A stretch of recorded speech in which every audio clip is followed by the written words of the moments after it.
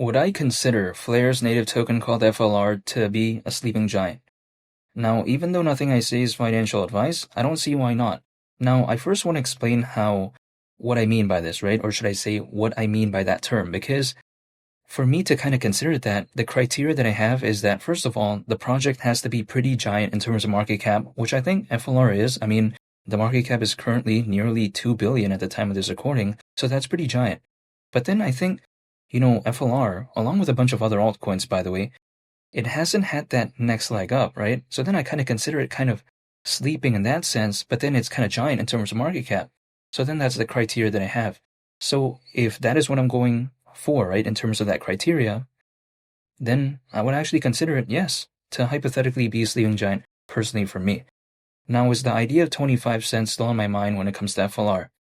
The reason why I would say yes to that is because even though I get it, 25 cents is now around a 9.5x from here, and sometimes people like to say, oh, why would you care about that? Look at this microcap and all this. Totally aware of that, but I'm not looking for a microcap. What I'm looking for is a project that is pretty okay in size, like pretty, decently big, right, in size, but then at the same time, not too massive, but then not too small either. Like, for instance, when it comes to Bitcoin, if let's say it went to 300 grand, that's less than a 3x from here. If Ethereum went to 10 grand, that's also less than a 3x from here. So then personally for me, if I don't want a microcap, around a 9.5x maybe, it wouldn't necessarily disappoint me because less than a 3x, I'm just not excited when it comes to that. But then at the same time, I don't really want to believe in a microcap to begin with because for one that does good, there's like a bunch that don't really do that good, right? So I'm just like, sticking with these type of projects that are pretty okay in size, but then not too massive either. And what I like about FLR is that, yeah, sure, it is the blockchain for data, but then at the same time, I like aspects of XRP-Fi. Now, that stands for XRP Finance, but even besides that as well, I also like how, FLR has a growing DeFi ecosystem, or should I say decentralized finance ecosystem.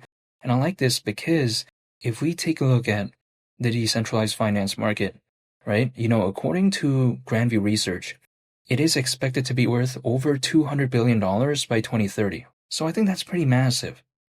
However, also on top of that as well, something like FLR, right? It supposedly provides developers with decentralized access to data from other chains and the internet. Now, some people may be thinking like, okay, I mean, who cares about this? Well, I care about it because if I take a look at it as well, it's an Ethereum virtual machine smart contract platform with two data acquisition protocols, which is the data connector and the FTSO, which stands for FLR Time Series Oracle. But before I get into that and explain what I mean by that, right, I want to talk about the Ethereum virtual machine aspect of it, or should I say EVM? Because Ethereum, it's a growing layer 1 blockchain, right? I mean, it's very popular. It's very famous. We saw Ethereum reach a new all-time high during this cycle. Not to mention as well, again, Ethereum is just very well known. The adoption is fantastic. So I like seeing that when it comes to FLR. Now, FLR isn't the only project out there that has like an aspect of Ethereum virtual machine, or should I say again, EVM. But then I find it pretty cool nonetheless. But even besides that again, I'm going to talk about the two data acquisition protocols when it comes to FLR. Now, if I take a look at the first one I want to talk about, and this is in no specific order, but again, I just want to talk about FTSO, which stands for FLR Time Series Oracle. Now, some people may be thinking, okay, why would I care about that? Well, it's because when I take a look at an oracle in this case, it's basically a data feed that brings data from off the chain. So it's called off-chain data, right? And then it brings that data over into the blockchain. Now, some people may be thinking, okay, again, why is this necessary? It's because many decentralized applications out there, they can't really function properly without this off-chain data. And just to give an example of, a project that is really focused on oracles and that is pretty massive, or should I say way more massive than FLR currently, that is something called Chainlink. If we take a look at Chainlink, that's very well known for its decentralized oracle network. So when I take a look at FLR, I like that aspect again when it comes to it. Again, FTSO, FLR Time Series Oracle, which is the native oracle for FLR. But again, besides that, the other data acquisition protocol I want to talk about is the data connector. Now, some people sometimes like to tell me, oh, it's not as exciting as FTSO, again, the FLR Time Series Oracle. Totally understand that, but it still plays a role nonetheless because This enables information from other blockchains and the internet to be used on Flare. And again, if I kind of consider how Flare is the blockchain for data, I do find this pretty cool nonetheless. And I just like the whole vibe overall when it comes to Flare. Not to mention, when I take a look at Flare again, right? Historically, I've seen something like Anchor and Google Cloud, be in the Flare ecosystem. So I do like that aspect as well when it comes to Flare. I mean, sometimes people like to tell me, but Flare isn't the most exciting project out there.